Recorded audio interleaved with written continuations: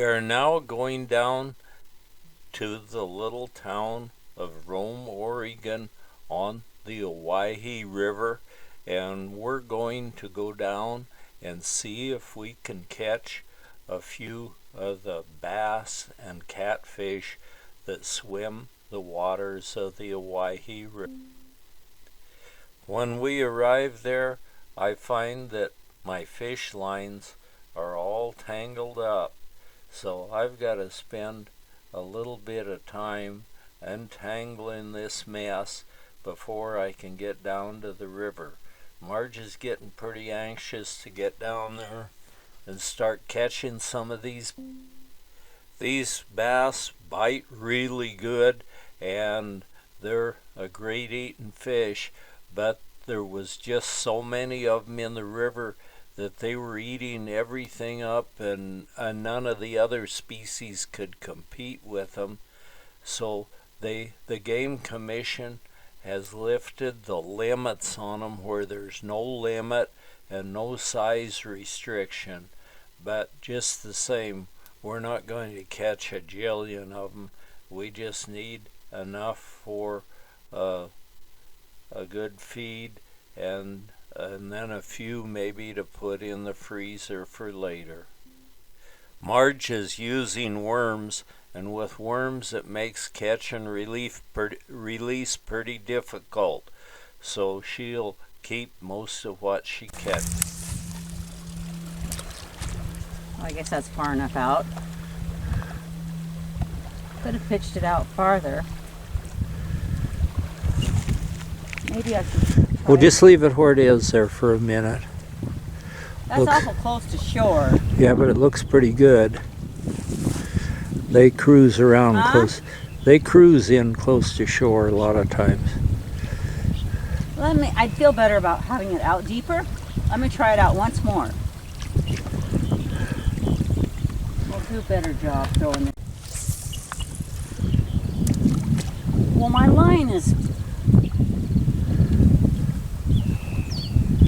Something's ailing my line. It catches. Right here is where my problem was. It got caught.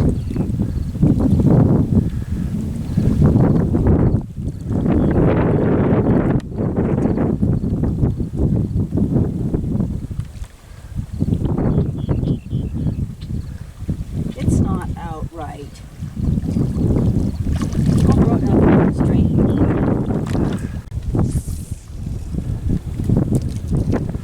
There.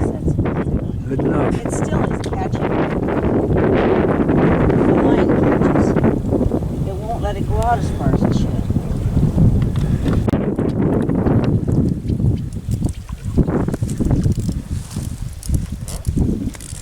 Okay, bring him in.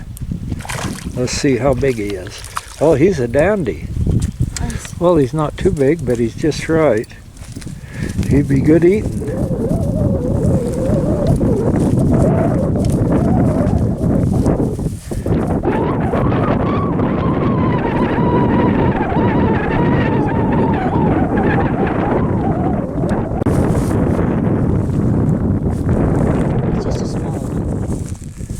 Maybe I should put him back. Oh, keep him. He's good. You think so? Okay, it's ready. Let's see it. Okay, Let's see the hook. there's the hook. There's the worm. There you go. Okay? It was swinging so much I couldn't see it. Okay, try it again. There. There's your worm. Okay, there you go. Oh, wow, yours went out a long ways. Gee. There. Boy, your pole is sure wiggling.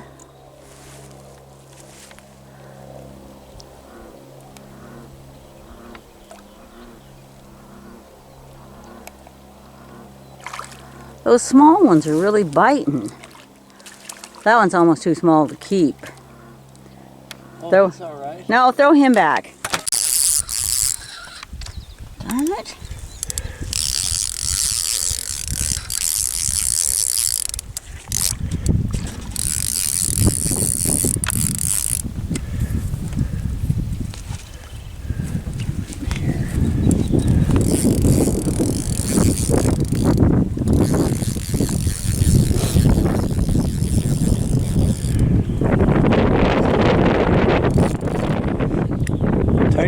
drag a little bit. I will, but something else is wrong. Right here it's getting caught.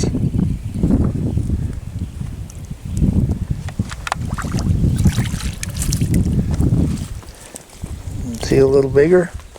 Yeah, he's better.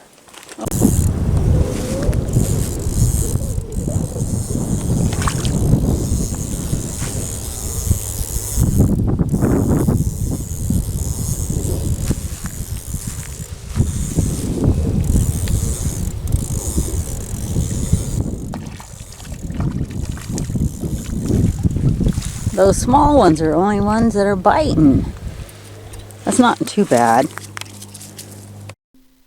Where there's no size or length limit on them, or no limit on the number you can catch, it doesn't mean you should catch more than you need.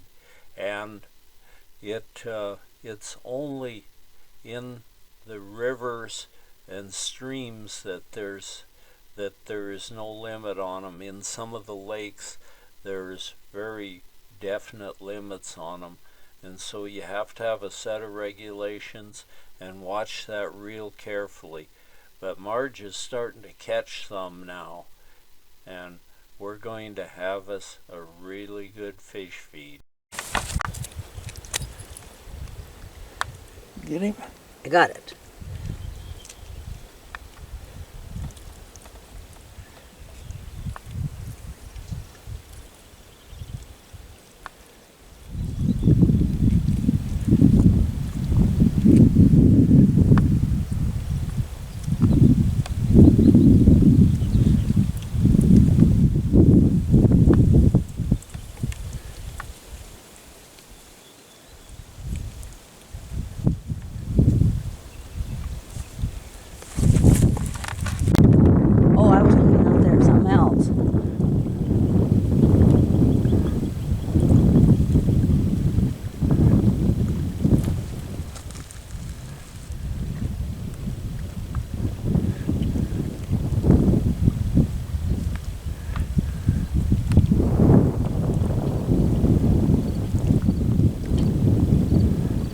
I need to throw it out that other way. Now, don't bring it in too fast. Okay, just a second. I was close. With that little.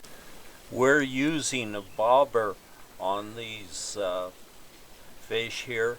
It seems like that if you use lead and sink it down to the bottom, you're constantly Looks like he's on. getting caught on the rocks on so? the bottom or Yeah. something else and losing hooks. But with a bobber, you really don't. I'll throw it back and out. all we I don't use think is so. a Come in bobber kind of slow. and a hook, and just let.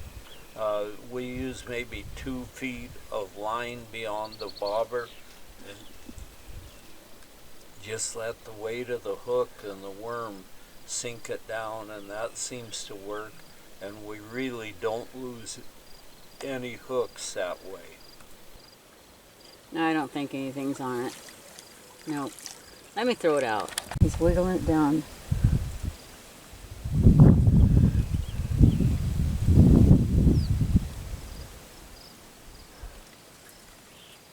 No, I don't think he is. Yeah, he is. He's there. It's not a very big one.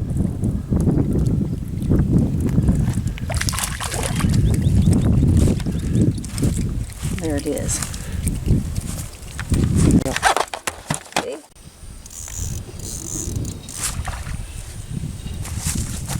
There you go. Tom's got one on.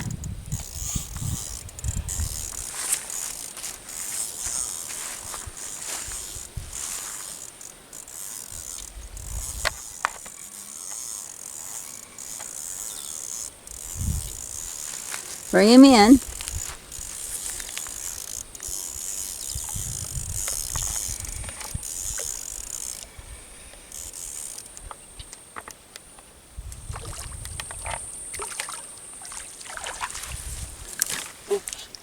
Bring him in.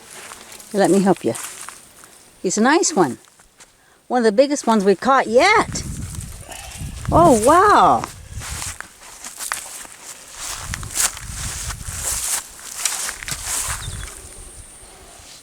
Yeah, that's a nice one.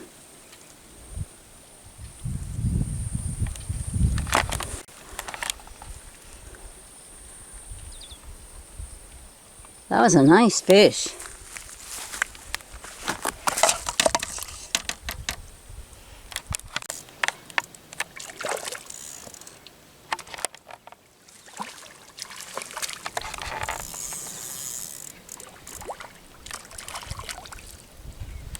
That's a nice one.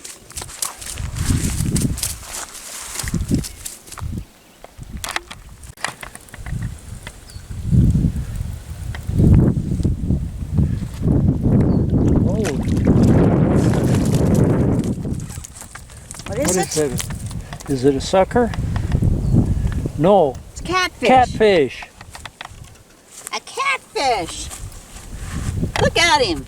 Yeah, he'll be good. Here, I'll lift. There's Marge's catfish and some of her bass.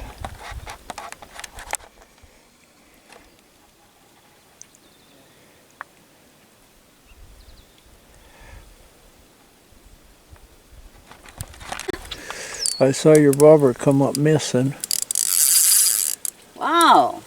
He's running with it. I'll bring it in right over in front of you. Wow.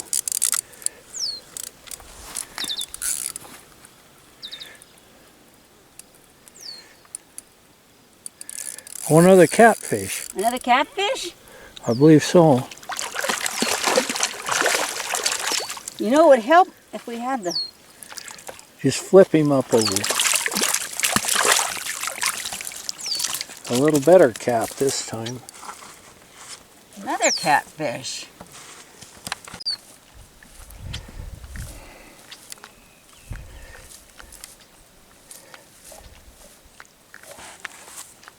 Okay, hold him up. Let's check. See him? Look at him. Yeah, a nice channel cat, I believe it is. Ouch. It's a small, it's a bass.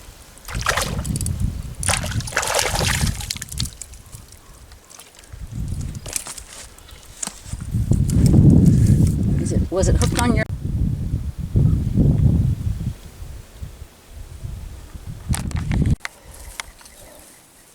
One, two, three, four, 5, 6, 7.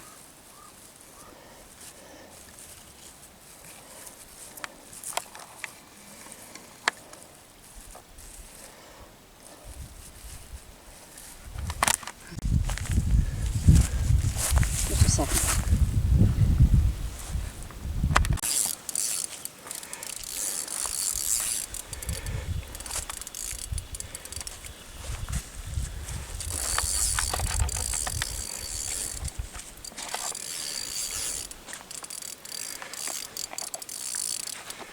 It's a bass, isn't it?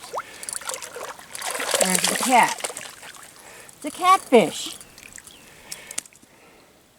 See, I told you I was going to get 4.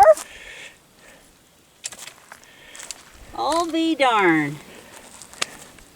Another cat. He's a fairly good sized catfish. Look at him. You surprised at that? Yeah. A catfish. Here, hold him up.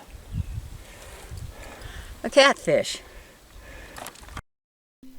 We now have all the fish that we need, and we notice our gas tank gauge is going down, so we're going to go to the little roam station and gas up. So, $4.28 a gallon for unleaded. and we're gassing up. Look at it, just dollar after dollar. Dollars are popping up pretty fast. And here we are at unleaded. $4.28.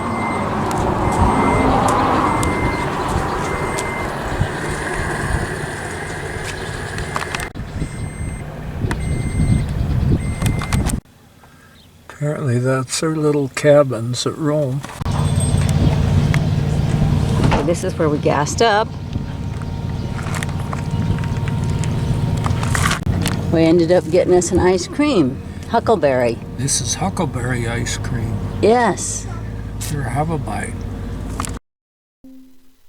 After our fishing trip and our huckleberry ice cream, we need to treat ourselves to a dip in Willow Creek Hot Springs.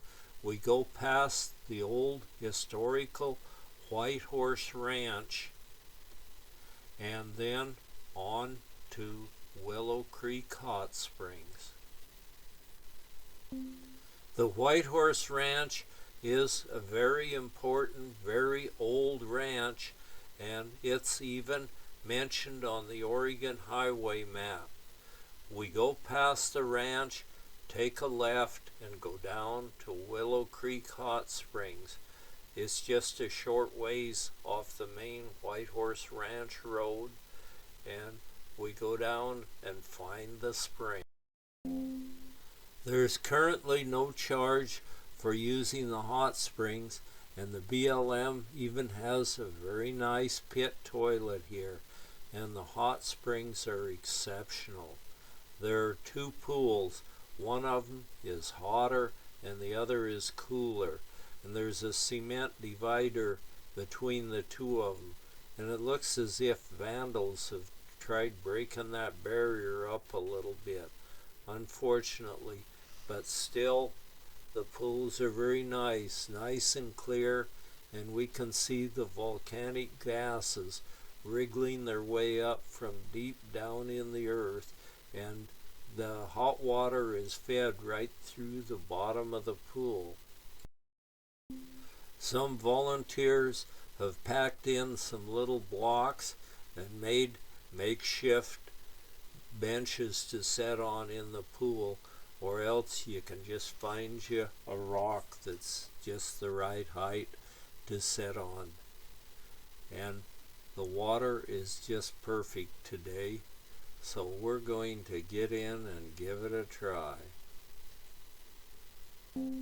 There are many other hot springs in the area, but this one I would consider it one of the best. After we soak in the hot springs, we go back past the White Horse Ranch, and we gotta get over to where we're camped and get those fish cleaned.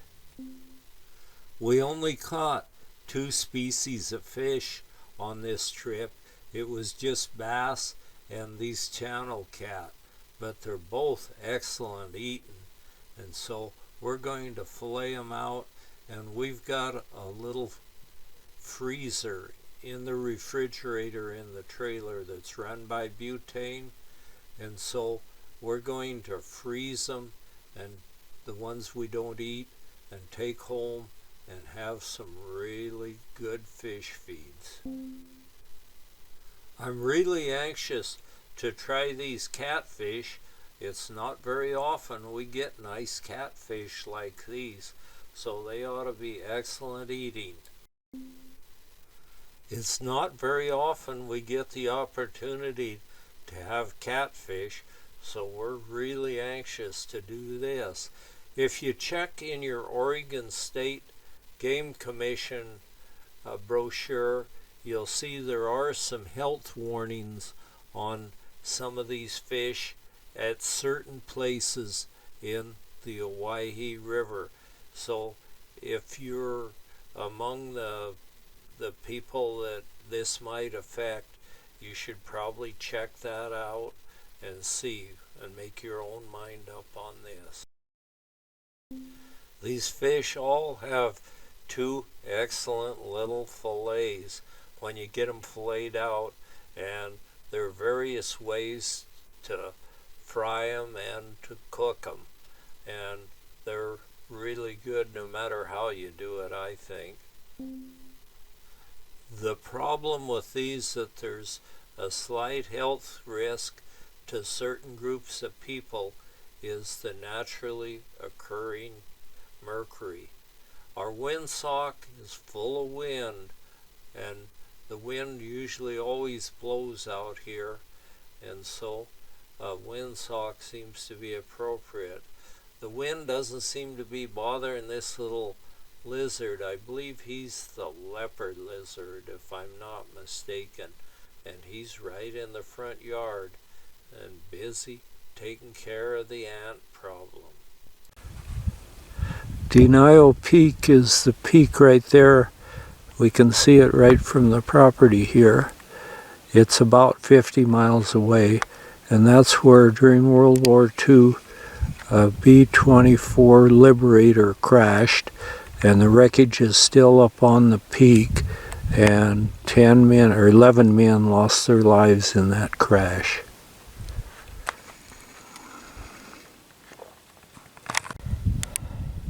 See, we're in the sun. Denial Peak, And if we went, where a practice bomber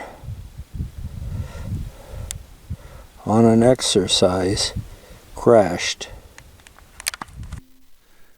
I always enjoy taking the short drive from the property where we're staying out on to Coyote Lake.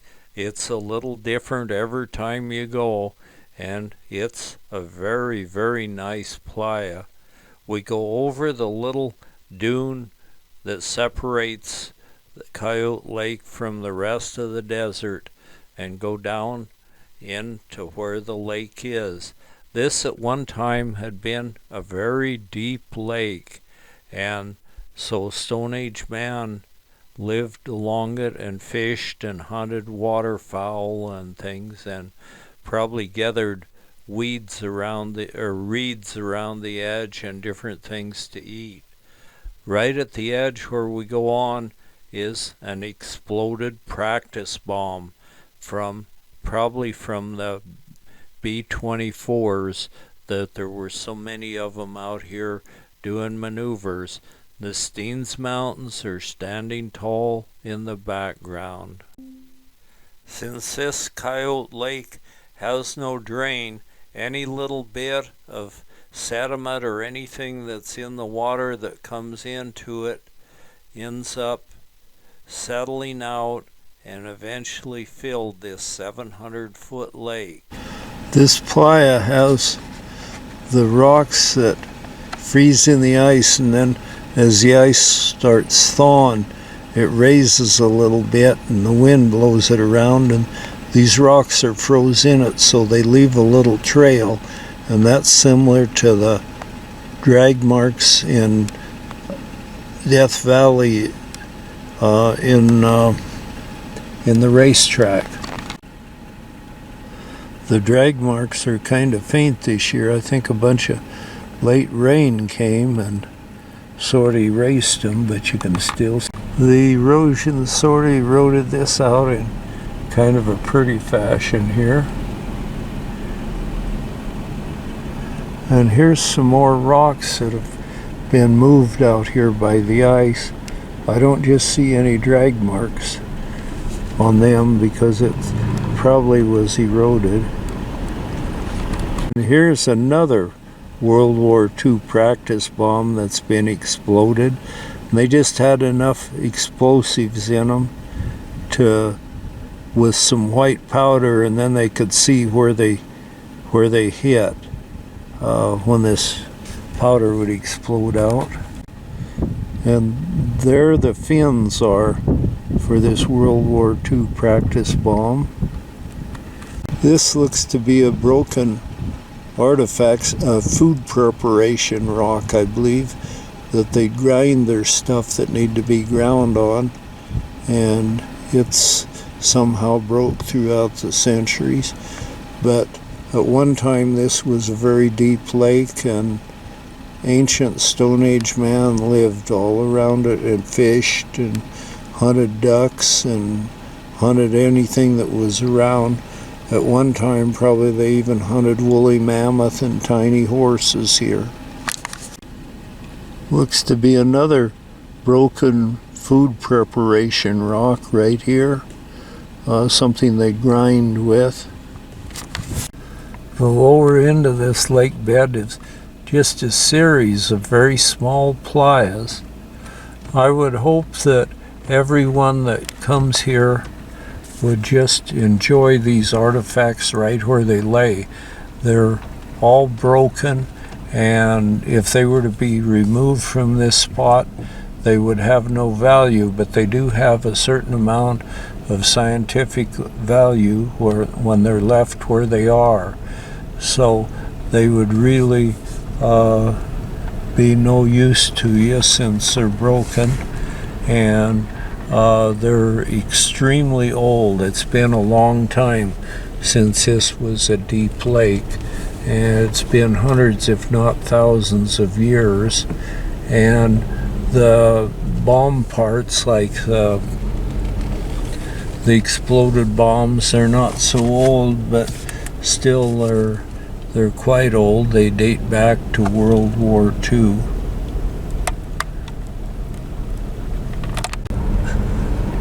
This is just a series of little sand islands all through the lower end of this lake. This is probably where the outlet was, and then this sand may have drifted in when there was still some water in the lake, and eroded out to be these little islands all over the place.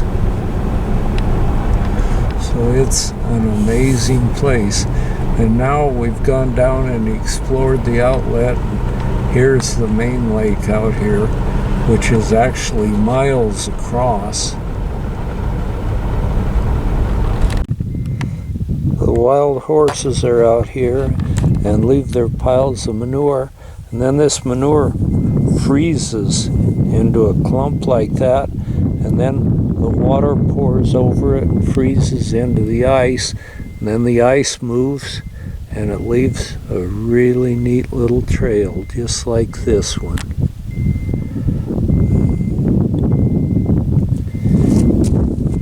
This one hasn't moved a whole long ways, just a few feet, at least that's all that we can see here.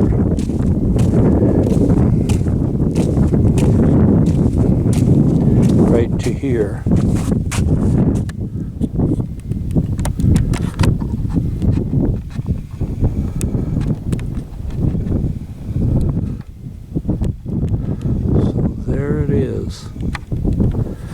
The moving horse manure. And here's another one of the moving horse manures that have left a trail. They freeze right in the ice, and then they slide along with the ice as it moves and leave these trails. Sometimes a big chunk of ice will break off and make a trail like that too. And you follow the trail to the end and there's nothing there, so that's an indication that it was nothing but just plain ice. And here's another moving pile of horse manure that left a trail.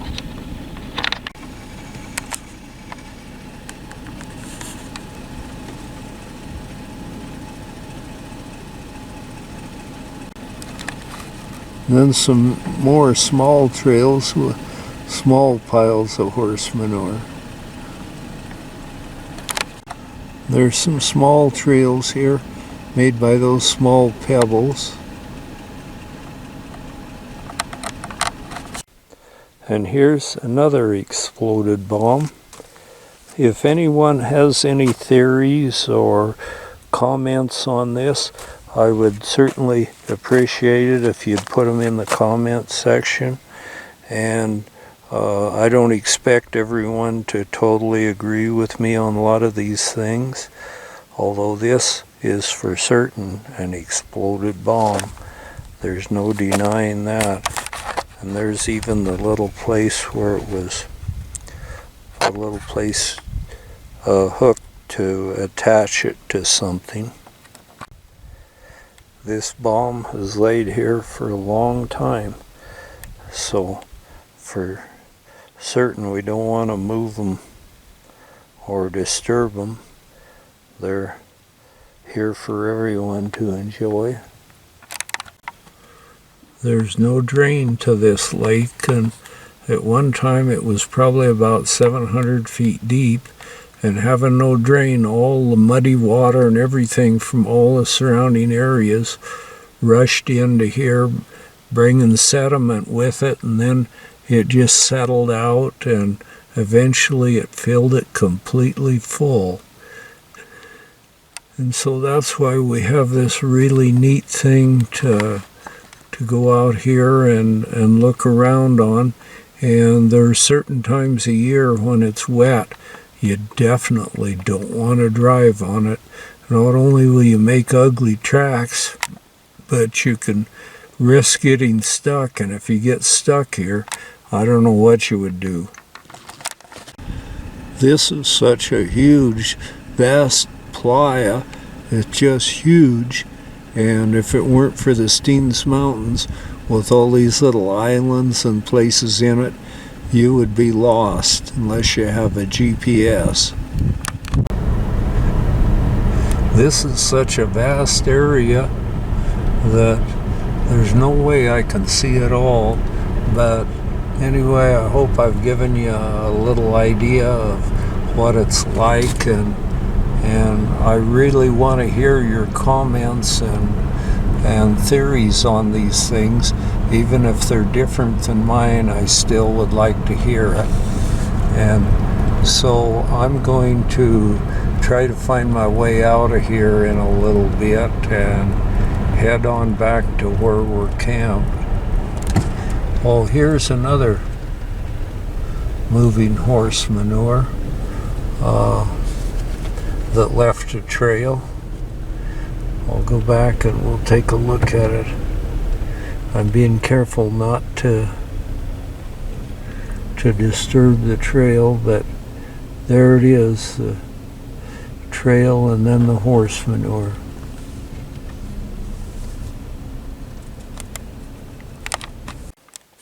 Sometimes and in certain years these trails will be miles long, but this year apparently some rain came later and erased all but just the very end of them here. But there you can see where the horse manure has drifted up and left its trails. Right here is the end of this trail. There's a little bit went on beyond it. And here's another place where the ice has drifted. And as this drifts along, the wind doesn't always blow from the same direction. So as you can see right ahead of me, the wind changes and it goes around little various different directions.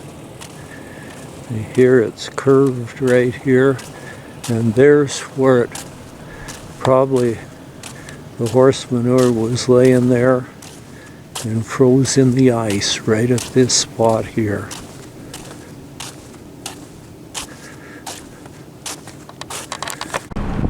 In Death Valley, at what they call a racetrack,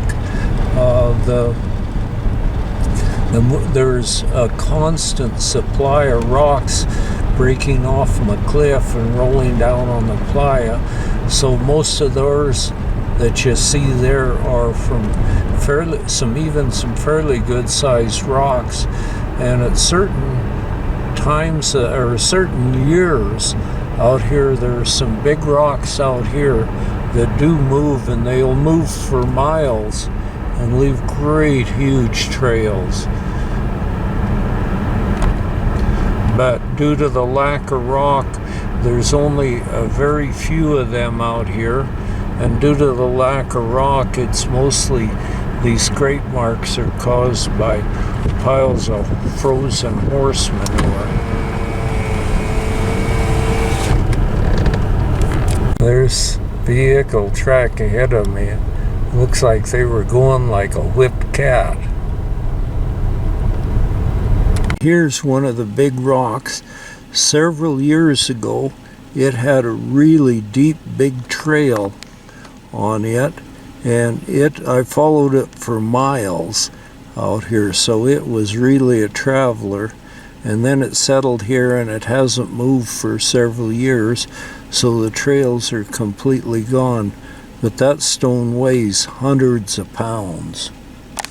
I'm trying to find my way out of here now and get back to where I'm camped. I think this is probably about it. Sometimes I have to look for a while to find the way out of here. Here's the way out right here.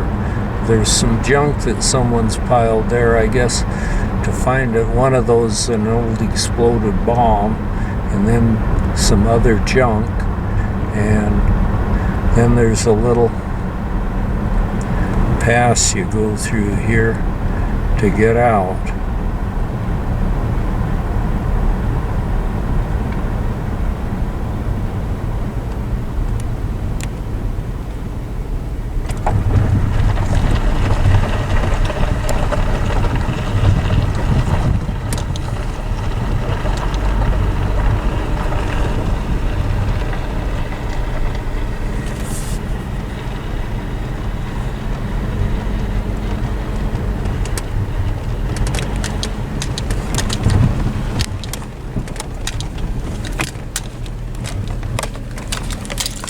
And then out across a very small little playa out in front, and be out of here.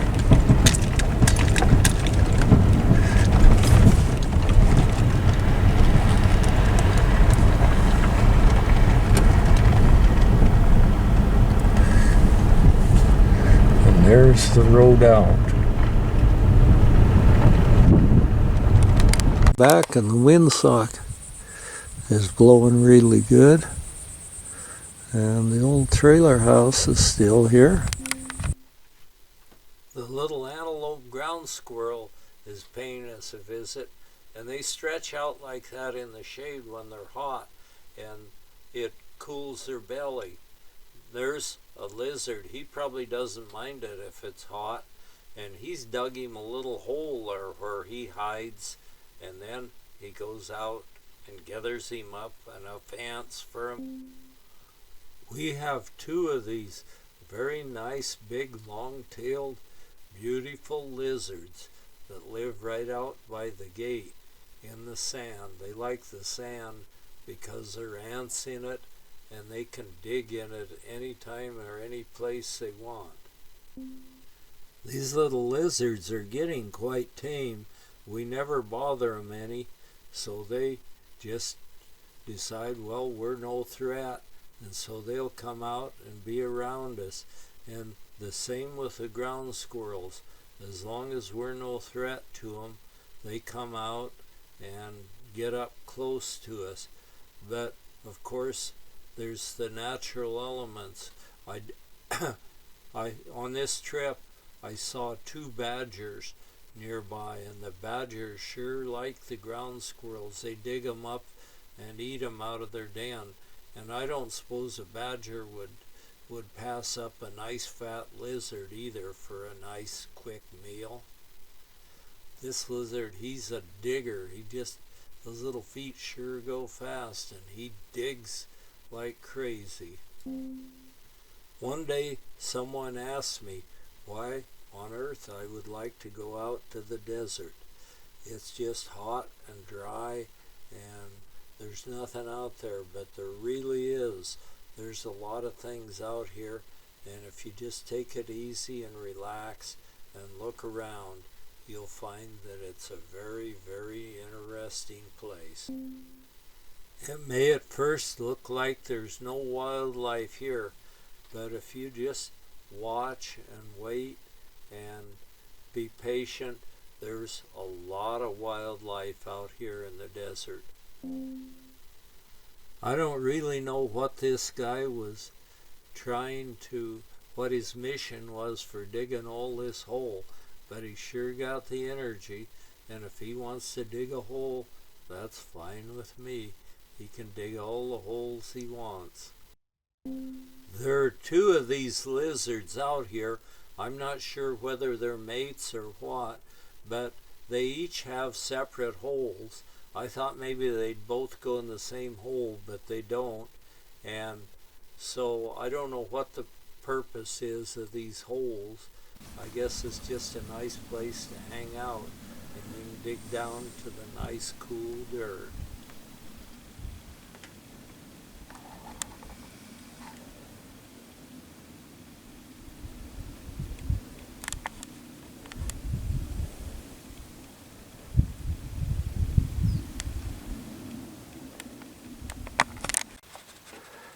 Another one of those beauties of a morning, but unfortunately we have to go home this morning.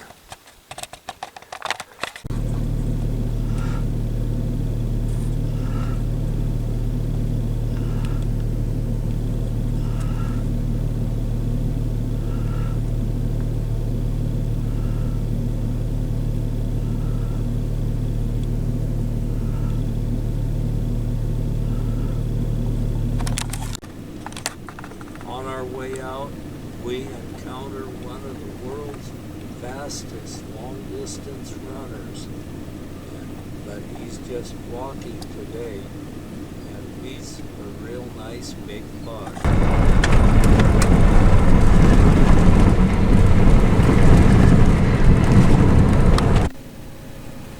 He's rubbing his black cheek patch on this bush, and by doing that, that black cheek patch is a scent gland, and anyway, by doing that, he's leaving his scent on the bush, and the next animal that comes by here will be able to tell that that's his territory, and he was there. He is a real nice buck and real pretty and slick. They have no dew claws, and the reason for that is they're built to run, and the dew claw would only slow him up. So they're a running machine.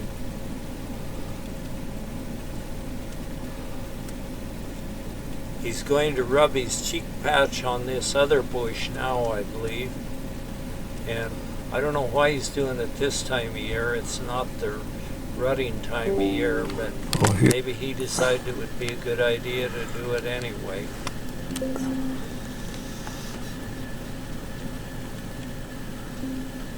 These are one of the animals that make an attempt to cover their droppings, although they don't have it developed like a... This old raven must have been an adrenaline junkie. They like to hang out on top of a power line, pretty dangerous, but it seems like they're making. We will now go explore the old Rome B-24 Airbase out in the desert. Well, I can't. It was used during the war mainly to repair bombers and things that had problems, but it would accommodate any kind of plane that was around at that time.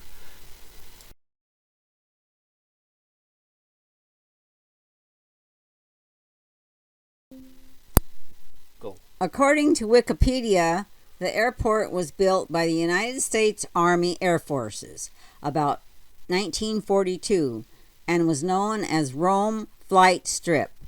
It was an emergency landing airfield for military aircraft on training flights. It was closed after World War II and was turned over for local government use by War Assets Administration.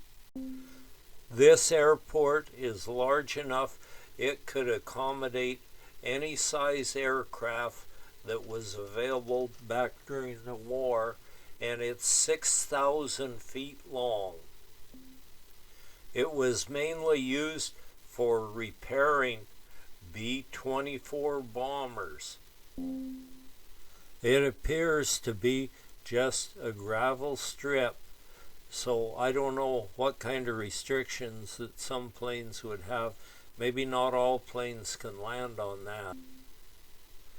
It is still used to this day as an emergency airstrip and is maintained by the State Highway Department of Oregon, and it sure is a wide old runway. During World War II, there was a complete military base here run by the Army Air Corps.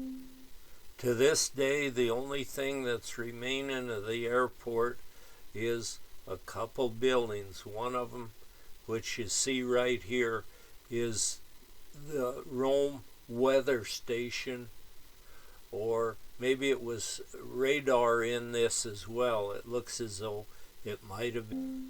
This is probably why on the news you always get good weather reports.